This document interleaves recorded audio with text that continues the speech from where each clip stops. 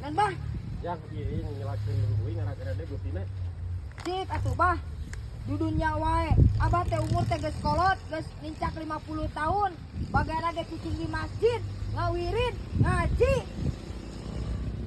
Sokur tinggal capena hungkul kikian teh. Geus enak mah tinggal ibadah. Hari mana ieu lain ibadah? Ieu lain ibadah. Lain. Kudu apal makom hirup teh. Kudu apal makom da salat aya waktuna wiridan aya waktuna. Waktuna digawe. Da ilmu teh lain tina luang hungkul da luang jadi ilmu.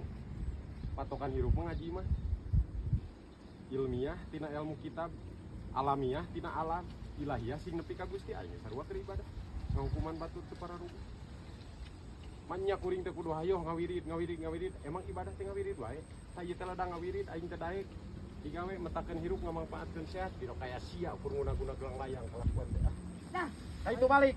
paling saukur hidup teh awak teh kubeunangan antep. Nu sidau keur kitu teh. Jano sia. Kuna bejaan Gade. geus kolot. Kan kayak sia. No.